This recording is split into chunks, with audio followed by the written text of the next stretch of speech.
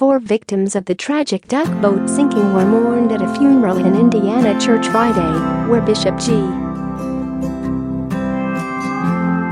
Victor Morrisey Jr. said that one of them, Glenn Coleman, could have saved himself, but wouldn't leave his kids. Morrisey told the congregation at Grace Apostolic Church he believes Glenn, who was 40, made a heroic attempt to rescue his 3 youngsters. But he perished along with 9-year-old Reece, 7-year-old Evan and Arya, 1. I believe Glenn could have saved himself. I believe he could have got away by himself, the clergyman said.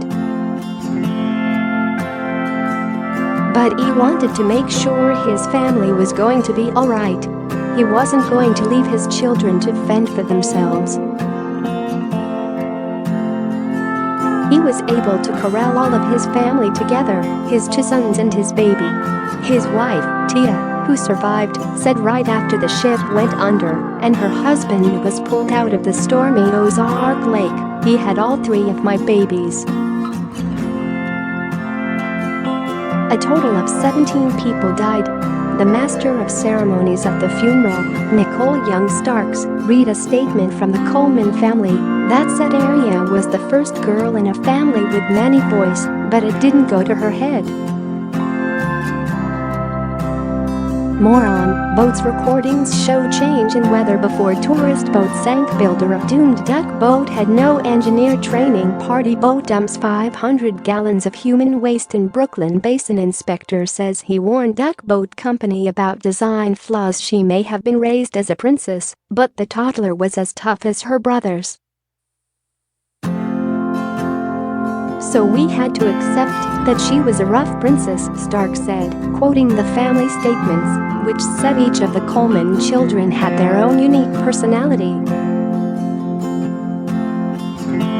Reece, according to Starks, had autism and loved to sing. Evan had a heart of gold and was very cooperative and good-spirited. Tia's employer, Marion County, Indiana, Prosecutor Terry Curry, added that the tragedy reminds me that we are ultimately a good people despite the divisive caustic rhetoric that we hear from some. We're still in touch with our good nature, he said. Another funeral was held Saturday for Horace Coleman, 70, his wife Belinda, 69, his brother, Irvin, 76, his daughter, Angela, 45, and Angela's son Maxwell, 2.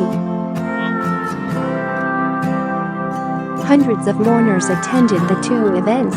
Besides Tia, the only member of her family who survived was nephew Donovan Coleman, 13. With wires.